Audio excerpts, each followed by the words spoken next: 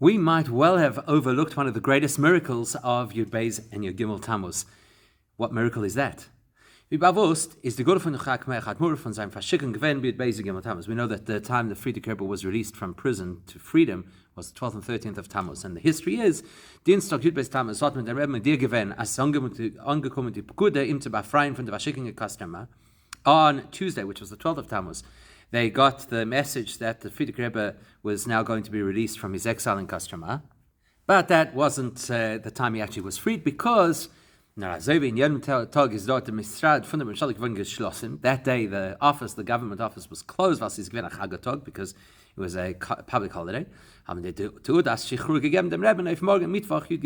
They actually only gave the documentation to free the Rebbe only the next day, which was Wednesday the 13th of Tammuz. So before the Rebbe left prison, gleich wie Beis Tammuz, on Tuesday, the 12th of Tammuz, when he had been told he would be freed, the Rebbe said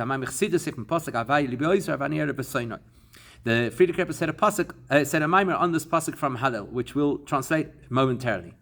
And the next day, when he was actually freed, then he said another mimer with the words thanking the Eibishter, as we traditionally do with the Brichas HaGoimel that Hashem does for those who are not necessarily deserving. Now, the Teichem from pasuk Avani Be'oiz V'Ani Erev V'Soinoi, the content of the first pasuk of the first mimer that the Friedrich Rebbe said, appears to be a request for the future. So we asked Eibishter, because Eibishter will be with me and amongst those who help me, therefore I'll be able to see the retribution against my enemies. So that's a prayer for the future. Mr. Shema should see the retribution. Whereas the second expression that the Friedrich Rebbe based the second mimer on is on that is gratitude and praise to Hashem for something that already happened. Thank you for rescuing me. You're thanking the Eibishter for having done something positive for you. In that case, the context doesn't seem to make sense. But logically, the simplest way to understand this would have been, as soon as you hear good news that you're going to be freed and saved, surely the first thing is to thank the Eibishter for this great news and this opportunity to be freed. And after you've thanked the Eibishter for what he's already done for you, you're going to be freed. Now it would be appropriate to also ask for things for the future, like retribution against the enemies. So therefore, don't you think logically the Friedrich Rebbe should have first said a mimer on Birchas HaGoimel, and then a mimer about the retribution of the enemies? Now, you could try squeeze out of this by saying, the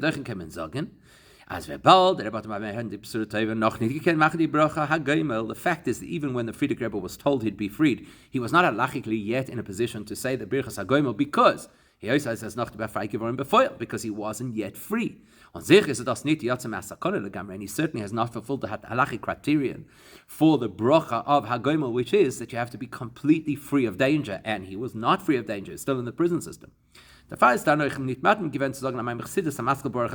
maybe that's how you squeeze out an answer and say that's why it's not yet appropriate to make a mimer about the bracha that you can't yet say. Okay, but we still need to understand this. Let's be clear, even hearing the news of his freedom, even before he's truly free and therefore allowed and obligated to make the Birchas HaGoimel, still, you hear the news, surely that's already a reason to praise Hashem. Great news, I'm going to be freed. So if the Friedrich Rebbe does not want to use those specific words, Birchas HaGoimel, because it's not yet practical, there are other words that he could have used, which are words of praise, and built a mimer on that to give praise for the good news. Not specifically those words. Whichever way you look at it, surely gratitude precedes a request for further miracles or further brachas. And surely gratitude for freedom should supersede and precede asking for retribution against the enemies. So in order to understand this, let's examine the story and pick up a detail, a very significant detail that's often overlooked. Besides the fact that the Friedrich Rebbe's release was a massive miracle, There were also some very specific miracles that happened around the story, some of which do not get attention. So, zwischen sie ist gewinnt in Me'ora, was auf Alpias bescheitet man auf dem nicht gelegt Nacht. So the Rebbe is going to say there's one incident that occurred on multiple occasions around the story of the Friedrich Rebbe's release that at the time wasn't given much attention. But now, in retrospect, many years later, when we can look at the story from a more objective perspective, we suddenly identified that there was this incredible miracle that happened, which is completely inexplicable according to the laws of nature. And nobody talks about it. What's the great miracle? And das is, the Seder Medina is the normal course of action in communist Russia, especially under Stalin, was, as the Teishvam Dina werden Gorgestag noch geguckt mit Saddam Mshala. They were under incredible scrutiny and surveillance by the government at all times, all citizens. Also, is the massive Eichitz. Now, the truth is, at the time the Rebbe is saying the Sikha, the communist regime is still surveilling all of its inhabitants. So how much more so in those days? Especially anybody who is somehow related to the story of the Friedrich Rebbe being in prison. During the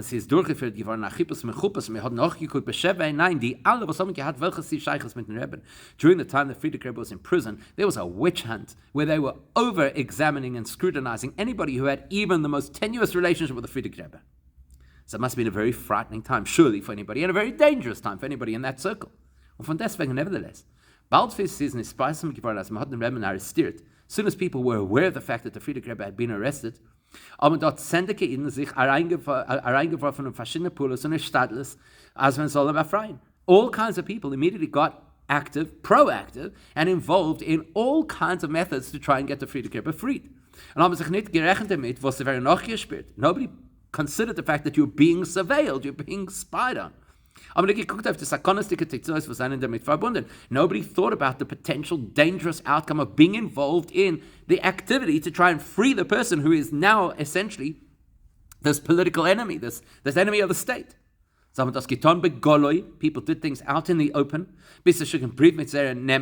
including sending official letters to the authorities using their own names, which you usually avoided at all costs.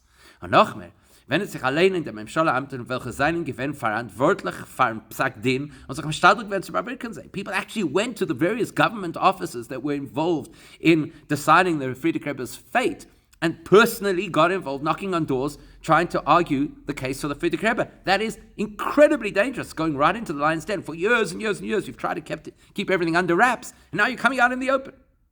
And nobody pays attention to the fact that despite all of this exposure, we see the most incredible outcome. Amongst all of the people who engaged in any efforts to release the Friedrich Rebbe,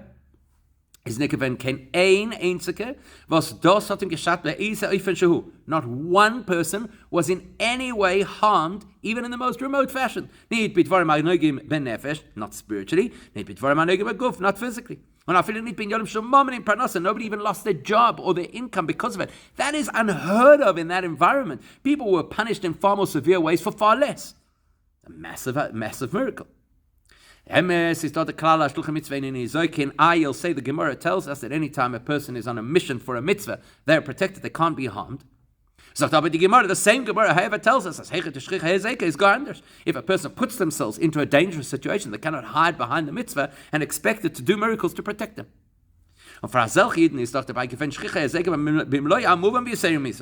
To be an observant Jew attached to the Friedrich Rebbe in Stalin's Russia was way more than the ordinary categorization of a dangerous situation. This was the height of danger. And Nachmer is that Pele. Not only is it so surprising that nothing happened to them, which is mind-blowing, but it's even more incredible. In dem Zwan Kedem HaMaise, weil der Achar HaMaise, seinen Gewinn als solche, was sehr verbinden mit Baal HaGeula, als gescheit begashmes. Chassidim who were involved with the Friedrich Rebbe were harmed physically and in the most brutal ways before this event and after this event. It's no question that having a connection, a bond with the Friedrich Rebbe elevated them in the most incredible ways spiritually. But physically, People suffered terribly before and after the period that the Friedrich Rebbe is in prison. But while the Friedrich Rebbe is in prison, they're completely engaged. They're involved with getting the Friedrich Rebbe freed, and nobody gets even a tinge of harm from it. Not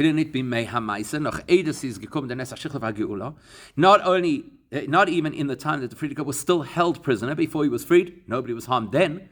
Which was the most dangerous period. And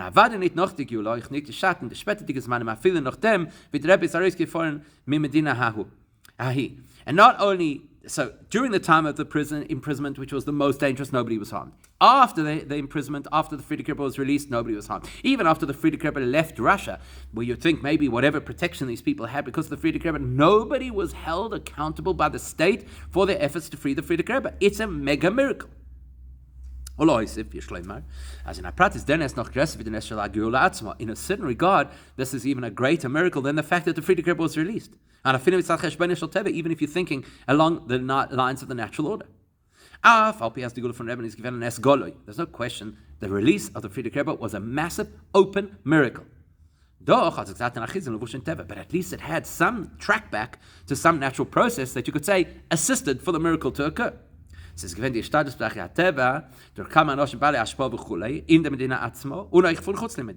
there were all kinds of people who were angling and negotiating for the Friedrich Rebbe's release, both within Russia's borders and from other countries. But anybody who put themselves out to be involved inside Russia to try to release the Friedrich Rebbe,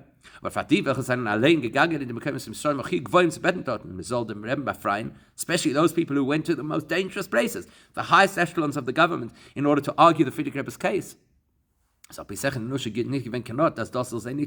Nobody was advocating for them. There's no way logically that they should not have been harmed. Those people, the minute they crossed the threshold into those offices, should have been sent off to Siberia, never to be heard from again. And likewise spiritually. We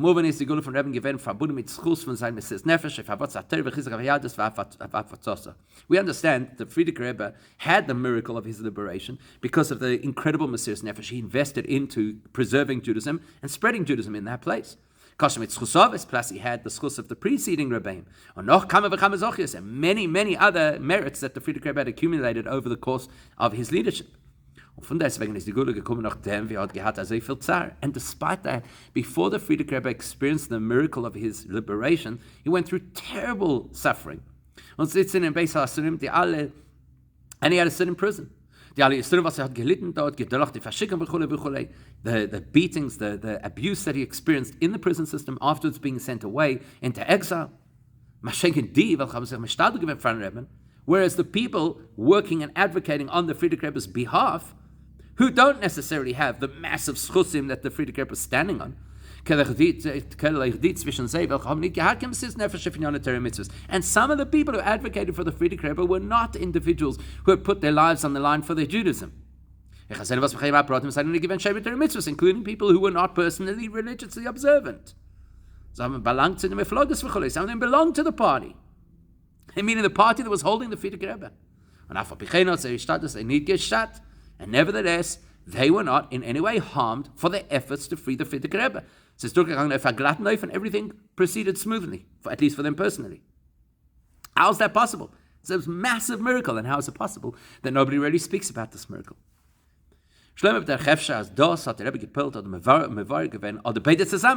So how did this happen? The Friedrich Rebbe explains it in his Maimer, but clearly the Friedrich Rebbe also impacted people, or the situation that this should happen, both items alluded to in the Maimer. The Friedrich Rebbe clarifies this for us by choosing first to say the Maimer on the Pasuk Havayle Be'Oizroi before saying the Maimer Baruch Shegemolani, because that's going to tell us the secret of how they all escaped with their lives and more. So let's have a look at something that the Friedrich Rebbe says right at the beginning of this Maimer, which is Friedrich Rebbe asks, the language of the pasuk seems odd. The pasuk says Havayeli be'oizroi, that the Eibishter is one of my helpers, or amongst my helpers. In fact, Friedrich Rebbe asks, is mashma, A simple reading of that pasuk implies that the person has many individuals who assist them on their way to save them, to help them. The Eibishter is one of them. Immediately the Friedrich Rebbe clarifies that would be a misunderstanding of the pasuk, because the truth is, as Eino Milvadoi, there's nobody besides the Eibishter, there's nothing besides the Eibishter. Only the Eibishter is the creator. And only the Eibishter can help us in all the things that we need. As the Rambam says, you say this Chochma at the foundation of all foundations and the pillar of all wisdom. Is to know that there's an original existence, aka the Eibishter, and every other thing that exists only exists as a derivative of the truth of his existence. In other words, the Friedrich Rebbe is making it clear, don't imagine there's anybody else who helps the process, it's the Eibishter's process alone. And then, that's at the beginning of the Maimer. And in Seif Maimer, at the end of the Maimer, the Friedrich Rebbe says, so how can the pasuk then says, Ba'Israel in the plural? So there, the Friedrich Rebbe explains, those in the plural who help me, those are the spiritual sparks that I elevate through, whether we elevate through our efforts in Torah mitzvahs. Those are the true helpers of us on our journey to be protected, to succeed in what we have to do. And these birurim are similar to, in the same way as we can call students children, we can call birurim our helpers. And therefore the Friedrich Rebbe concludes that the pasuk is telling us Havaya, which is an extremely high degree of divine revelation, should be revealed and experienced within the Oizroi, within the Birurim that I've brought into play by engaging the world. What's the Friedrich Rebbe telling us? Amongst other things, besides explaining the pasuk, the Friedrich Rebbe is also now deciding an halachic reality, which is, and he presents it specifically in a Maimer, which is the world of Chassidus, which is Pnimis HaTorah, which is the truth within truth. That what does he want to say? There are all those people who assisted to liberate the Friedrich Rebbe.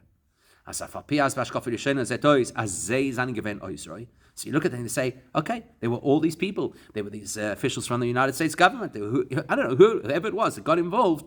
Looks like they helped to liberate the Friedrich Rebbe.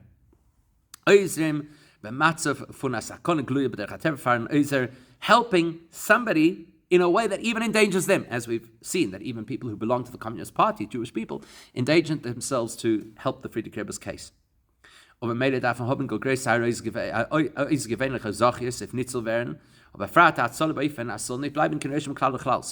that people who endanger themselves to such an extent, they should really have to have a whole lot of merit under their belt in order to not be harmed by the process, and in fact to come out unscathed. So therefore the Friedrich Rebbe clarifies the truth is there's nothing besides the Eibishter. The only one who helps is the Eibishter. The fact that there's a miraculous liberation for the Friedrich Rebbe, why is that? Not because this person pushed hard, not because that person spoke eloquently, not because this person advocated. It's because the Eibishter made a liberation. In dem Fall is gestanden begole al die Amir Samaimer, dass belois the Eise von Hulevadu. So the Friedrich Rebbe is clarifying in this Maimer that all of the help that got him out of prison is from the Eibishter alone. And not only is that something the Friedrich Rebbe could identify, those who helped the process could identify it too.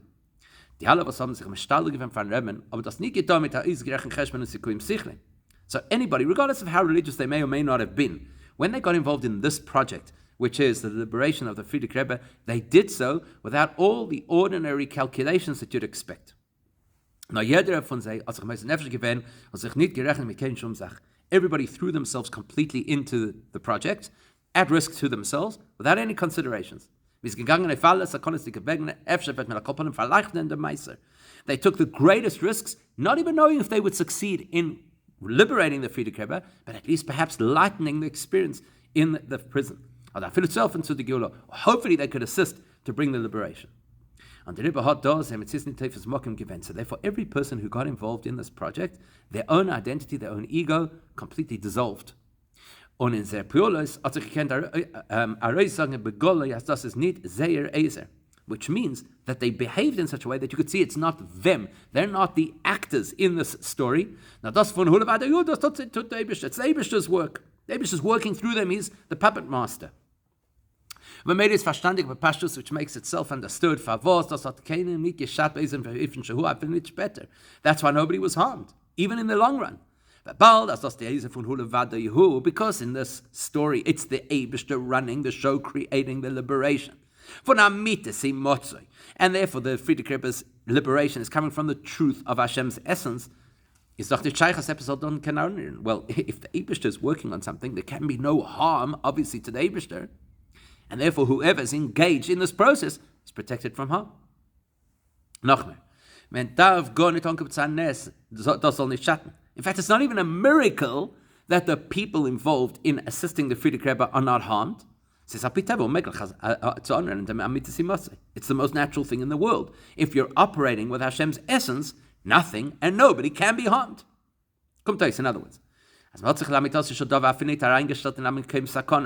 the truth is, whether it felt this way or not, nobody was even in danger at any point. If you're in danger, you need a miracle, sometimes a very big miracle, in order to help.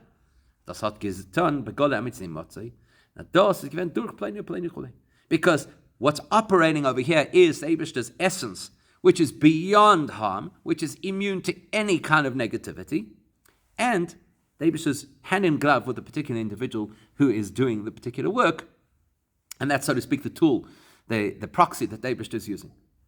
But if it's the Eibishter operating in a space, nobody and nothing in that space can be harmed, including all of the people who were part of the process. This is no longer a miracle. This is the nature of playing in the Eibishter's environment. Now, in that case, you'd think, so no credit then to the people who got involved. So we have to clarify. Now that we understand that this is really the Eibishter operating, and at the deepest level, and it's completely immune to any negativity, and the people just happen to be the people involved, you might conclude, they don't deserve any compensation for having done what they did, because they are not really the ones who facilitated the Friedrich Rebbe's release. It was the Eibishter, the Eibishter's essence. So maybe they don't deserve anything. We know that even when it comes to animals, even non-kosher animals, the Eibishter does not withhold reward for those who've done anything that is positive for the Eibishter's endeavors. How much more so, when you're dealing with Yidden. There's no question about it that those people who invested, they didn't necessarily identify that this is the Eibishter Hamitisi Matzi working over here. In their minds, they did something that was highly risky in order to help the Friedrich Rebbe. For sure, for that, they get tremendous reward. On those, as the Rebbe clarifies at the end of the Maimer, where he tells us, where he comes back to this unusual expression that the Eibishter is amongst those who help me. That those who help me refer to the sparks of holiness that I elevate through my avodah. Which is similar to the Mishnah in Pirkei Avos, that if you do a mitzvah, you acquire for yourself a defending angel. From the mitzvah, them. You do a mitzvah, it generates an angel, the angel assists you. And the Friedrich Rebbe takes it one step further to say, and that's similar to the fact that we refer to students as children. And on the face of it, what's the link between saying that students are like children to the idea that the Eibishter infuses this protective energy into our avodah? Mit die etliche Werte is the Rebbe madgish because the Friedrich Rebbe wants to highlight and bring it back to the people. As the Pirush from Beis-Yud bleibt kipshutei, as eine Frau noizim Rabbi. Besides the spiritual meaning that Oizrei refers to these nitzotzos that are now facilitated or infused with a Gilui Shem Havaya, he says at the end of the day, Oizrei is also actually the people who helped. Kelez and kipshutei. That there are those who help, many who help, and they literally refer to individuals who help. Was damit seien sie geworden, Talmid of Uvanov, sie seien in Israel. Friedrich Rebbe is making a link. Those Yidden in Russia, including some who were not observant at all, including some who belonged to the Communist Party, the fact that they helped the Friedrich Rebbe's endeavor for liberation turned them into his students and children. And therefore they're Israel. They're part of the help and deserve the value of having helped. Because at the end of the day, every one of us has free choice. And therefore these people chose to do this effort on behalf of the Friedrich Rebbe. They now are considered the assistants in the process. For which they deserve the absolute maximum reward for having been the Eibishter's assistant. It does not consider to them and the fact that they are recognized for their part and rewarded for their part does not contradict the opening teaching of the Friedrich Rebbe in the Maimer, which is that only the Eibishter is the only entity, and only the Eibishter helps, and only the Eibishter creates. Because the pasuk is all about the Havaya within the Oisrei. In other words, the attached in Seif Maimer Kanal as in the Oisrim, so like the Megillah Shem Havaya. As the Friedrich Rebbe rounds off the Maimer, that what's happening over here is within the Oisrei, which in our case is the people who are engaged with helping the Friedrich Rebbe, they feel and experience a revelation of Havaya. Das heißt, the Auftur von dem Eise is the Havaya was es mehr in Oisrei. Which means, how does the Friedrich Rebbe get helped? By the Shem Havaya, which is expressed and infused into the Oisrim, so they can help. In other words, they're doing the work, but it's Eibishter running through them, and they hopefully experience it. And for sure, for the Friedrich Rebbe, it's the Eibishter's hand. And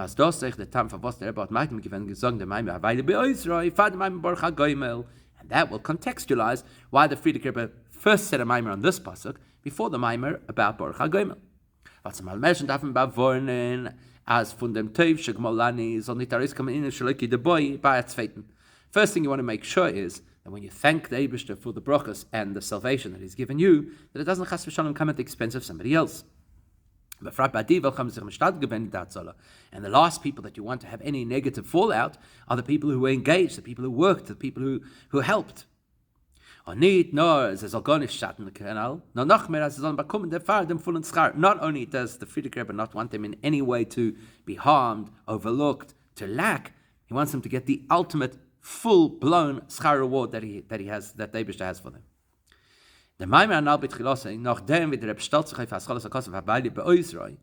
So part of explaining this is that the Friedrich Rebbe, in other words, so Baruch Shegmolani, you don't want it to make it sound like the Eibishter help me and they deserve nothing. So first you say to recognize them and their role, even though it is Amitis Imotzai at work, they get the value for their role. After that, I can say Baruch Shegmolani.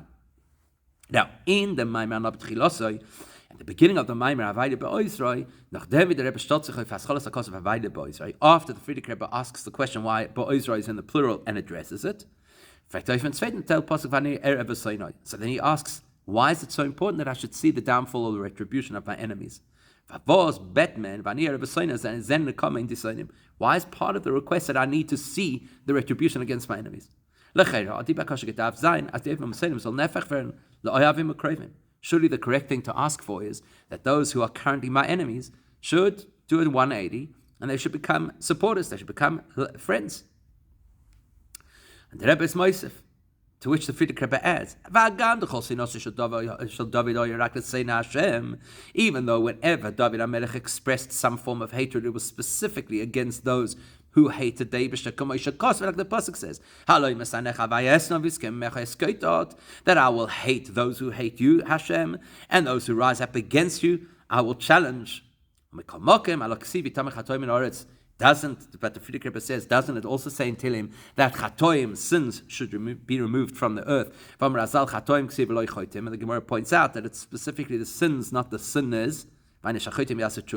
Don't we ultimately want the bad people to do teshuvah? Why is there a request to see the retribution against our enemies? But instead, the Friedrich Rebbe is clarifying for us another aspect of his Geula. Something that occurs even before you could say HaGoimel, Nein, zweiten Kotze, but the other end of the extreme. The first end of the extreme was to recognize the value of those people who put their lives on the line. And now we're looking from the other extreme, which is what happens to the people who were the perpetrators.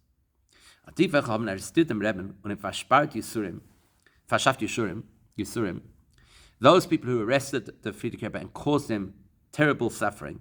And they didn't only cause physical suffering, because that's not actually the biggest issue in a tzaddik's life, but they caused spiritual suffering. How so? They interfered with his avodah, which obviously is the ultimate spiritual status, to be able to be doing what the Eibishter wants. But particularly when you're sitting in a prison cell. So those individuals who interfered with the Friedrich Rebbe's avodah, they fall into the category of people who hate Hashem.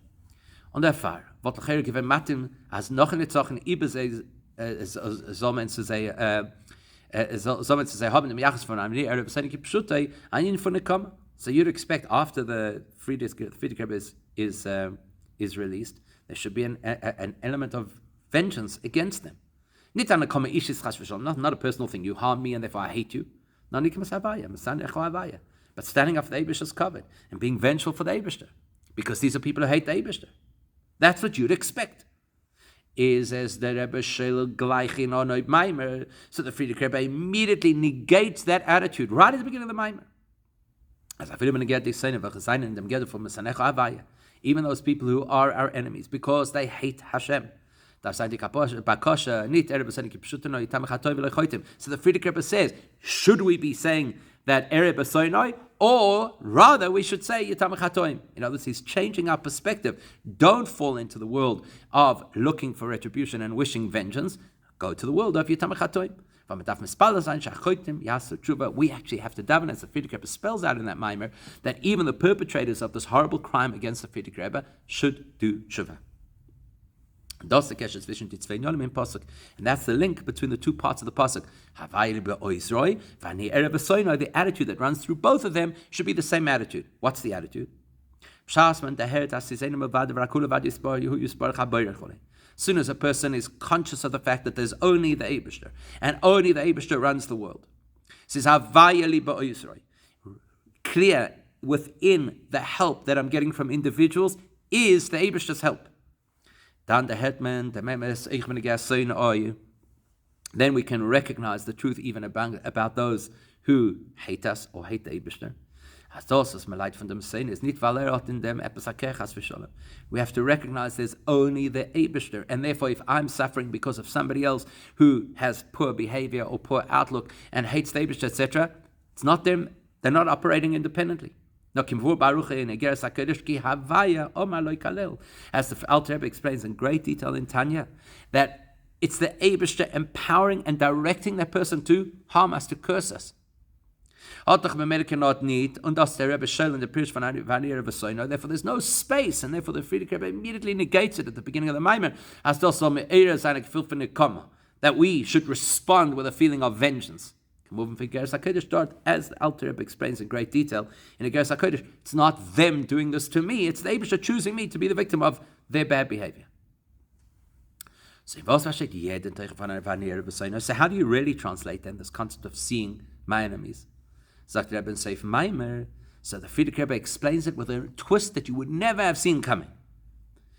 In order for a person to attain a level of vision, to be able to see clearly, see the Eibishter clearly, see the truth clearly. As we say, who is wise? Somebody who can see the outcome of the actions rather than understand it theoretically. I have to have the pushback of the enemy that deepens my experience so that I get to have this vision of godliness. That says, in other words, not only should my enemies not invoke within me a feeling of vengeance, but to the contrary.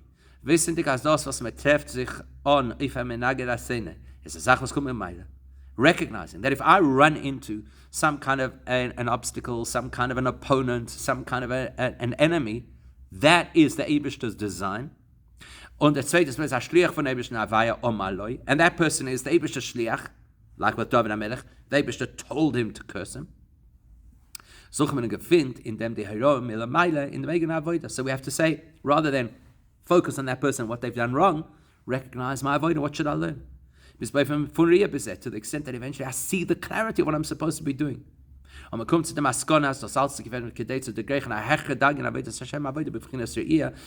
the conclusion that all of the tzoros in my life are there to prompt and push me to a higher level of awareness and commitment to Hashem at the level of vision. When a person really resonates with the principle that the good in my life is the Eibishter's help, and the challenges in my life are the Eibishter challenging me to become greater.